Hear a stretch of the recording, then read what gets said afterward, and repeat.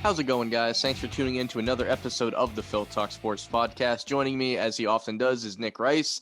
And today we have a slightly different episode than normal. Normally we're talking about, the regular NFL, NBA, other sports that you see on regular TV with, real life humans. Today is a little bit different because we're mostly going to talk about the brainchild of one Nick Rice and the Dream Season Football League, which is what he handles mostly on his channel, ChargerDude95. Go check it out. And it's really the main reason that we've became acquaintances online and then friends ever since. I saw his content way back in the early YouTube days. I want to say like 2008, 9, something to that effect. And I remember messaging him saying that I liked content. And if you ever needed help producing said content, to give me a shout. And then here we are about 12 years later. And now we're making content together just about every other week.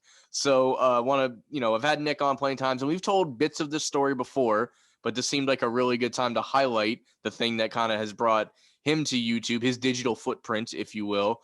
And I guess we'll start with this, Nick. Again, thanks for being here. Like you come on pretty often, but this I think is a little bit different. We get to talk about you and your creations a little more. Where did the idea come from for the Dream Season Football League in the first place? Well, very cool. I'm used to being on the other end, interviewing other people. So it's nice to be interviewed for a change. This is a series that began as just some sort of just a pie in the sky dream, something I thought of as like a really cool thing to put together. And over the years, it's just kind of taken a life of its own. And it's also something that pretty much very few people I feel really dive into and actually perform themselves. You see bits and pieces of it. You see folks really want to kind of do something like this, but I'm somebody who's kind of made an entire league out of it with the help of guys like Phil, of course. And it's a series to just simulate some of the most interesting aspects of football. And we're in our 6th series of it, and it's been a blast. Yeah, 6 seasons, and I want to say just around 10 years. There's been times where we've taken breaks, similar to like this channel. There's times where I pump out several podcasts in a month, and there's some where I didn't post at all for a month. You always try and find like a happy medium and stuff. But with the case of this Dream Season, it's always been done, with Madden, different forms of Madden, of course. And there's always like a theme to it. Like I believe the first one was just the greatest year of each franchise all in one league. And I think that was how that kind of kicked off. And you kind of touched on this already.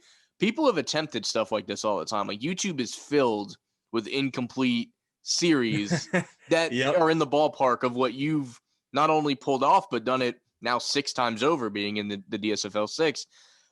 I don't think people understand. Even in my channel, if you go to like my earlier videos, like I would attempt, like I'd start a superstar mode on Madden and I would do this for a couple episodes, or I did like, I think my most recent failed one was a couple years ago. I wanted to do one last ride with Darren Sproles, and I wanted to do a superstar mode with him, and I only got halfway through the season. Something happened, and I'm like, well, it's been like 3 months. Do I even bother continuing, kind of thing? So it's very hard to keep like a Madden-based series going unless you're just a Madden YouTuber, and like we all know the big name guys out there. But unless you're doing that, so it's very commendable. Not only have you done it, but you've done it pretty consistently. You've taken a few breaks for the better part of a decade.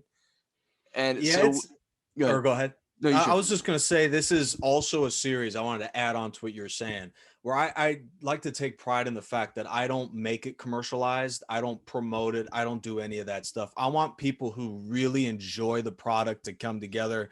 I used to have sponsors. MRE Sports was my last one. I got rid of that one, though. I wanted this to be strictly an authentic, real experience for these fans. I wanted it to be something where I didn't take any money from anybody. I just an authentic experience, of course. And it's really turned into, at the beginning, like a dream of mine to put this together. And now it's become a great way to practice it's my career it's turning into, and it's just my passion of being a play-by-play announcer. And I think that it's really cool to put this together where fans can kind of experience something that you will never see on an NFL field. This is where teams come together from a whole bunch of different eras. Like, I'm a Chargers fan. It would have been interesting to see the Chargers from 2006 and from 84, 94, and some of these great teams that we used to have compete against the greats of some of the other teams. Like, for instance, we all know recently, the Patriots have been awesome. How would they compare against my Chargers? The Cowboys were great back in the day. Mm-hmm. Packers maybe back 15, 20 years ago. How would Brett Favre play against Joe Montana? All these really cool, interesting ideas that very few people actually put together, but I do because I'm one of the biggest football and sports nerds out there. And I know Phil kind of competes with me on that crown, but I'm a pretty big nerd. So this is really a cool thing for me too. And like I said, we've kind of gone about it in different ways while sharing a similar vision of, loving sports and everything. And the work that goes into it, I don't want to have glossed over. And I do want to touch on that for a minute, but you just made an interesting point. It's kind of a chicken and the egg question, but did the dream season start and then you kind of realized that you wanted to pursue broadcasting as a career? Or did you kind of always know you wanted to do that and use that as a way to practice? The funny thing is, it actually was a little bit of both. Okay. Initially, when I was like 7, 8 years old, I would always have like a microphone in my hand broadcasting something. But, I was so young, I was just doing it without really having any conscious mind that it was Yeah. going to become anything. Mm-hmm. And then I do this, complete a season, complete a second season. And I believe it was when I finally took my first break. And that break, a lot of things happened in my life where I moved. In fact, I moved in with this guy over here for a while. And Yeah. I was broadcasting at several different schools across the country. And that's kind of how the business works, to be quite honest.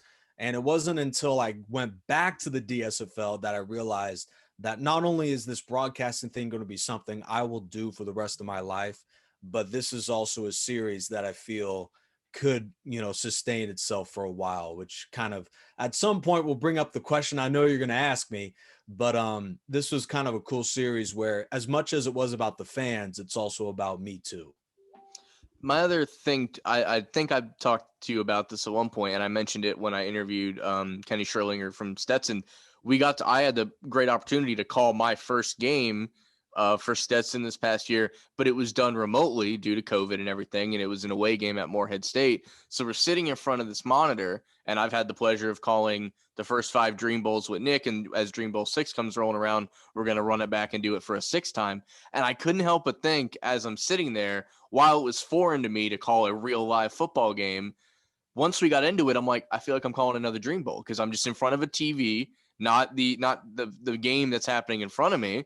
And I got, the only difference is we've always called it remotely. We were doing things remotely before it was cool because you've always lived on the West Coast and I've always lived here. Mm-hmm. Weirdly enough, in the year that we lived together, we didn't do a single stitch of content, which will go Nope. down as one of the biggest travesties in the history of YouTube, I feel. But we're making Yep. up for that now with the podcast, I think, at least.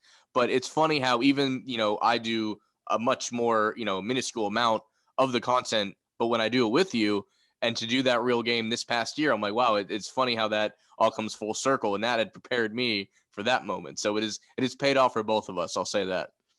Well, you're welcome. I'm just playing, but this is as much football content as I provide. Make sure to follow Phil Talk Sports. He covers everything wrestling too, so he's got that base covered. This league is really cool because it isn't just like the NFL where you're putting together, every year you're just playing the best. It's real life stuff. This is even bigger than that. First series we did, greatest teams ever. You can think about any single year in the NFL, like the Patriots back in the day when they went 18-0 before they lost to the Giants. That was a pretty darn good team. Just Phil's Eagles a couple years ago put together an incredible playoff run. And you think about it, all those cool single season teams put together. I simmed all that in year 1. Year 2 put all the greatest players together. And year 3 was about all the greatest teams did not win the Super Bowl. And you can kind of see how the series has been. I think that was my personal favorite, honestly, because it highlighted a lot of clubs and teams and years that about, but don't get a lot of talk about it. So as far as themes go, I think that it was actually my favorite that we had done. And it seems like, as a lot of these guys, make sure to follow Dream Season Football League on Facebook too. A lot of these fans are starting to get, as hilarious as it is, tired of the great teams. They want to see some of the teams that we forget about that didn't quite win it all, but they were really, really good. So make sure to stay tuned. I plan on doing other content similar to that. But this is really cool. Dream Bowl is the final game that Yep. me and Phil call, and shout out to Hank Cinnamon. He will be joining us too. Real But quick, before you dig into that though, what were 4 and 5? What were those themes? 4 and 5. 4 was a reboot of 1, but it was in the Super Bowl era. Okay. Season 1, I had some teams from before 1960. Mhm. Season 5 was actually a theme that was produced, or rather created by Phil. It was the greatest 20 teams in the 20 years of the new decade, DSFL 2020. So it was kind of the perfect storm in the year 2020 to put that all together. And then season 6, that's what we're on right now. Dream Bowl's coming up. Steelers and Cowboys, greatest dynasties of all time. Think about the greatest dynasties ever. And believe it or not, the Patriots didn't make it to the Dream Bowl. Yeah. That's what makes the DSFL so crazy. You never know what happens. And I would like to say the best teams since 2000, basically, that we did the 2020 year, ended up with the 2015 Carolina Panthers winning the Dream Bowl in what was probably the best Dream Bowl. I have fond memories of those. The first 2 years ended up being the Raiders and Bears back-to-back years, and they both took a victory at different times. I won't tell you which one, because I would love for anyone that is not familiar with Nick's content to go back and watch some, because all these let's not seasons spoil too much. no, right. So all these seasons are still on YouTube. So if you're curious and don't quite get what the feel for this series is, you can still go check it out. But I do think, and maybe it's just because we're more experienced now than we were back in 2008 or 9 or whatever. But I think the DSFL 5 was a great game to call for us, and it was just a lot of fun. And I'm looking forward to this 6 too. I'm not gonna lie. All right, cool. Well, I think it's really awesome that a lot of these guys are getting fascinated with such nerd content. I'm telling you, it is the nerdiest of content, but I try to keep things interesting and as realistic as possible. And I'm telling you, I know you didn't ask the question, but this is a very exhaustive, process because of how long each roster takes. I'm telling you, it takes I'll just tell you, season 6, greatest dynasties ever. Each roster for me took about 2 hours to study for, 3 hours to put together on Madden. And then you could imagine I did a full year of the schedule. So it took a long time. The PS5 is pretty cool because you just click the record button, walk away, then come back whenever it's done. So that's a pretty cool thing. That helps, yeah. That technology wasn't around back when we were first doing this. Yeah, that was a camcorder in front of the TV for a while. I did plenty of stuff that way. Exactly. So how often are your buddies like, hey man, you want to come out with us tonight? Go out on the town. And you're like, sorry, I gotta study for Panthers Jets coming up. That's right. They actually stopped trying. That's the key. That's the key. So the other thing I was going to mention, and you touched on it before I could ask, but the amount of work that goes into this, I don't think a lot of people understand. So there's times where, a season's over and like, oh, I can't wait till the next one, where Nick's like, I can't wait to not have to do this for a few months first. Yeah. I did want to mention the spinoffs that we kind of did. We finally figured out a way to we did an all-time roster tournament with NCAA 14. And I do think we want to do more stuff with that in the future. And you mentioned Hank earlier. I got to say, we took the cool little detour to Retro Town, and he basically took Nick's idea and kind of transferred it to to Tecmo Bowl in a retro style. And we were guest commentators on several of those games and highlights. And that was a fun reimagining of your idea. I thought it was cool that Hank was able to take that and kind of throw it in the retro mode. That was a lot of fun. I forget what was that, 2018 or 19, I want to say, but that was a lot of fun too. Yeah. Yeah. So that's kind of also a segue into what we'll talk about at some point here soon. But this series, it's kind of helped me learn just how cool the old Madden games are. I mean, it's as much, this series is a lot about, learning about the old teams and kind of imagining what it would look like if Joe Montana played Tom Brady in a big time playoff game. And that's kind of something that, I'm hoping to put together in the future too. But it's also really cool because it helps you kind of see how the old Madden games played. What was the first one on? Like when you started this, what were you using? Yeah, the first one was Madden 10 on the I believe it was the PS3, but it could have been the Xbox. Because the PS2 has that very distinct graphic style, and I don't remember ever using that for this. So yeah. And if there's one lesson I can take away from this interesting series, is that those old video games really measure up. Yeah. to the new ones. They really do. I mean, I've recently invested in a gaming laptop or whatever, and like I have a PS2 emulator, and playing the old college football games and like Madden '08 on the PS2 era to me is like peak Madden, and like NCAA '06 other than NCAA 14 I think is like one of the best ones too. And the graphics are good enough, but they're obviously they don't measure to the stuff after it. But the pure Right. gameplay and the depth of those games, I think was just so great. We Exactly. mentioned, the Dream Bowl's coming up, and we're gonna we're gonna flip this interview a little bit, and Nick's gonna ask me some questions here in a little bit. But with DSFL 6 coming to an end, I mentioned some people don't give you a lot of time to rest. I know you're gonna take a break, but can we confirm that there will be a DSFL 7 as of right now? I'd like to tell the American people there will be a DSFL 7. So So for that those of brings you me, wondering, like, yeah, when's this guy gonna wrap it up? I don't know when I'm gonna wrap it up. All right. Okay. Don't end me before I end it. All right. that was where I was going next. I'm like, how long do you want to maybe push? Like, I don't want to put words in your mouth, but like at this rate, if it was me, which half of being Italian is saying that phrase, if it was me, Yep. I would be stubborn to not stop before at least DSFL 10. I think to get a solid 10 would make a lot of sense to me. But obviously it's your world, and we're just living in it.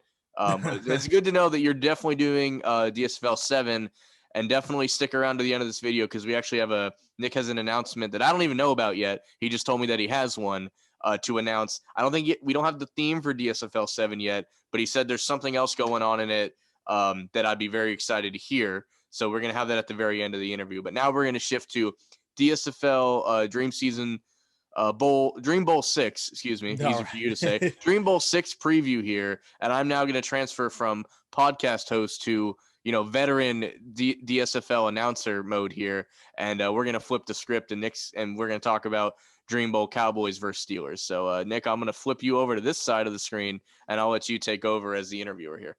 Whoa, okay. All right. Nice 2021 technology. I'm Yeah. surprised you didn't bring out the big board and write up the plays like Tom Brady and the Bucks, where there was pass interference on a couple of those plays against the Packers. Maybe we'll see that later on. Might have to break that out in the Dream Bowl if we can figure it out. I might have to write some stuff on the screen. We'll see. But You know what? That's a good idea. So yeah. the DSFL 6 started about a half year ago. It's Mm-hmm. amazing to think how long it's of a process it's been. And Survived here we COVID. are.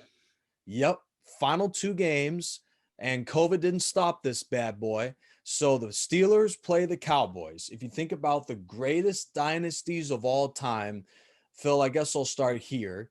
I mean, this is a bit of a surprise, but not really that big of a surprise Mm-hmm. because of just how great they were. So the Cowboys, you're saying? No, I mean, maybe because of the drama, some may not think that they're the greatest dynasty in the NFC, but in their heyday, they were really, really good. Do you agree? I think they deserve all the, and this is coming from an Eagles fan here, so I think you can tell that I'm not just talking out of my neck when I say this, but they're easily the most like publicized dynasty ever, and I really feel they're where the word dynasty came from. Like even the Niners that came before them, and even the Steelers that we'll talk about later, the word dynasty really came along for these guys, and they're the most publicized dynasty out there. And I don't think it's even due to their play. I think it comes down to that moniker, the America's team, and how no matter where you lived in the country, most weekends you would see the Cowboys at 4:00 on that Fox or NBC or ABC game. And it comes down to the same reason that people slightly older than us will forever love like in the Southeast. I don't care what state you live in. You probably love the Braves if you're of a certain age because they were on TV every week. If you're of a certain age, you love Notre Dame football because you could see them every week on NBC. And that America's team moniker that comes around. While I roll my eyes at it now, I do understand that back in the day, didn't matter where you lived in the country, you could watch Cowboys every week, and that would become your team just because it was the only team you could consistently watch. So I think it became a dynasty, and it became bigger than football because it was one of the first times that no matter where you lived, you could watch the same team. So their play speaks for itself, but I think they were a pop culture movement as well that doesn't get talked about enough. How much did that hurt you to brag that much about the Cowboys? I don't think it does at all because all it is telling the truth. I didn't say that I enjoyed watching them crush the Eagles back in, like I was in their heyday. I was literally just being born. So I didn't get to witness this. I'm just basing this off of historical facts that I have learned later. So it might have hurt more if I had to sit through the Cowboys being this good. It would be Fair like enough. the Steelers or the Patriots times 100 or whatever. But yeah, historically, I think the facts line up and facts don't care about your feelings. It was the first time in the NFL that I think you had truly seen something like that. Mm-hmm. They were the first team and still are one of the only teams in the history of the NFL to go 3 Super Bowls in 4 years. Yeah. They won in 92, 93, and 95, and they did so with the all-time leading rusher, Emmitt Smith, arguably the greatest running back of all time. I think it's Walter Payton. Barry Sanders has a great argument too. We see a couple of great players in the league today like Derrick Henry. So for Emmitt Smith in this game, this Dream Bowl, how do they use him? And is there such a thing as using Emmitt Smith too much against such a great defense that is the Steel Curtain? I don't think I don't think you can use him enough, but I do think the way that you kind of counteract the Steelers defense here is and by the way, as far as greatest running back of all time, I am on the Barry Sanders bandwagon in that argument. So I'd probably join you there. Emmitt Smith, and you mentioned Walter Payton, also a great argument. I think the key here for Emmitt Smith is, obviously he'll probably play great. He'll have that great O-line to run behind against the great defensive line of the Steelers. But I think the way you really get Emmitt Smith involved here and really throw off the Steelers is get him involved more in the passing game. Throw it to him out in the flat. Let him get past that devilish front line and then get him the ball. Don't be surprised if we see a lot more screens and a lot more dump passes. So Emmitt Smith still gets involved, but he's not taking the beating that the Steelers team could, in fact, deliver if you're just handing him the ball off like normal. Mm-hmm. Just like how we brought up in the open and throughout the first half of this podcast, the players that are on these DSFL rosters are really, really cool. You see the greatest of the greats, different eras, all infused into one season. And we have 2 different era of quarterbacks infused into one. Now, both of them were pocket passers. Troy Aikman for Dallas, Terry Bradshaw for Pittsburgh, but they do have slightly different skill sets. Troy Aikman was a little less of the gunslinger that Terry Bradshaw was, but both of them are Hall of Famers and really, really good. What are your thoughts of the 2 quarterbacks? And the other thing I'm just thinking about, these are 2 of the most prominent post-playing career quarterbacks that we've ever seen. Both are great broadcasters. I was actually going to start there, so you kind of read my mind. The fact that we see both of these guys on Sundays and like clockwork, they both mentioned it at least once that I wish I played in this era, where you can't hit the guys or whatever. Well, they're going to get their chance to play in the modern day rules and, not get hit as much as they did in their playing day. Their digital selves are going to get a chance to benefit from the modern day rules. And who do I think is going to maybe benefit more from that? I think if you have to sit me in a foxhole and I have to pick one of these guys, I think I'm going Troy Aikman just because I think they have a pretty similar skill set. They're very good leaders. I think that's something you could say about both of these guys. But I do think Troy is a little more, what's the word? I guess more attention to detail, more of a stickler to be, Terry Bradshaw just goes out and feels the game, I think. And then, Brett Favre Jr. before Brett Favre, Favre, which whenever someone says, "Oh, he's got a little Brett Favre in him," what is he really saying? They're saying he's going to throw some interceptions. I think that's really what he's going for. But Troy Aikman, to me, I think he just has like the desire to play his best game every time he's out there, and I think that could be the difference here. And they both have plenty of experience in the big game. And it's important to mention too the way Madden works sometimes that it doesn't properly mimic the play style of every player that could be out there. And I do think that the game itself lends itself more to being a Troy Aikman style quarterback. Well, that'll be interesting. We'll have to wait and see exactly what quarterback plays better in the game. Certainly none are expected to play amazing considering the defenses they're up against. Yeah. Dallas features in my opinion, the greatest corner of all time, Deion Sanders. Yep. Pittsburgh has maybe the second greatest corner of all time, Mel Blount. And Yeah. he also has just an absolute embarrassment of riches. How do the Cowboys move the ball at all against maybe the greatest defense of all time? And part two of that question is this the greatest defense of all time, Pittsburgh? Well, I'll answer that question with a quick side note first. When you talk about greatest defense of all time, you can you might not pick this team, but you can't have the conversation without talking about the 85 Bears. And the only time the Mhm. 85 Bears lost a football game was against the Miami Dolphins, due to the fact that they had a quarterback named Dan Marino. Maybe you heard of him. Guy did all right for himself. And he was okay standing in the pocket, taking the hits, and delivering the ball to his receivers, which is something that no other team that year would stand up to the Bears front four. Mhm. I I say don't that blame to him. say Troy Aikman is, as the kids say, that dude that will stand up to the front four of a team Yeah. like Pittsburgh and maybe will deliver the ball. Whereas someone like Terry Bradshaw, if he gets pressured, he's going to have the confidence to think, oh, I could fit that smoke through a keyhole and just kind of throw the ball out there. So I see Mhm. Troy Aikman as someone that'll stay a little cooler under pressure that both these teams out will no doubt deliver.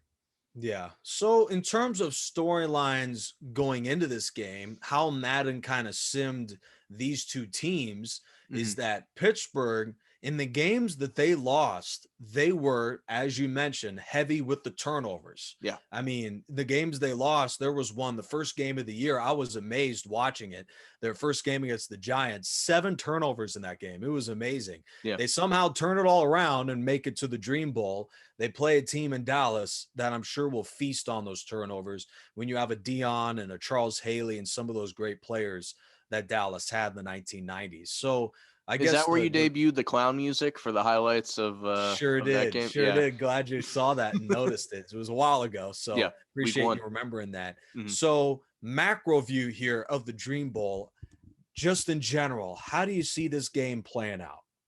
I do see it being a little more high scoring than these defenses would normally allow. And again, I'm factoring in the way Madden, the game itself, will play itself out. And there's Mhm. plenty, we talk about the defense plenty, and we talked about Emmitt Smith, but there is plenty of great offensive players aside from him on Pittsburgh. You got Franco Harris, and you got guys like Lynn Swan, and of course, you got Michael Irvin, who's probably very upset that we have not said his name until this point in the show. That's But right. there is plenty of I think great, I'm and hearing him in the corner. yeah, I think is that what that is coming out there. But Yeah. I would also love to see, and I don't know how the Cowboys are handling this.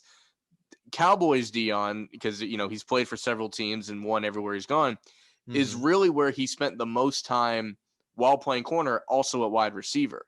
And I'm That's curious if right. that's going to be the difference maker. I'll be very interested if we see wide receiver Deion Sanders maybe be third or fourth on that depth chart so he can Mhm. get some playing time in the game as well as wide receiver. That could be a big difference maker if they choose to go that route. Even if they put him out there as just a decoy for a few plays, could be a huge difference. Well, that's the cool part about it is because Dion was a big playmaker and a big game playmaker. I mean, this Mm-hmm. guy in the biggest playoff games was awesome. And that's the same story with the Steelers too, because they went 4 in 6 years with Super Bowls. No team has done that before or since.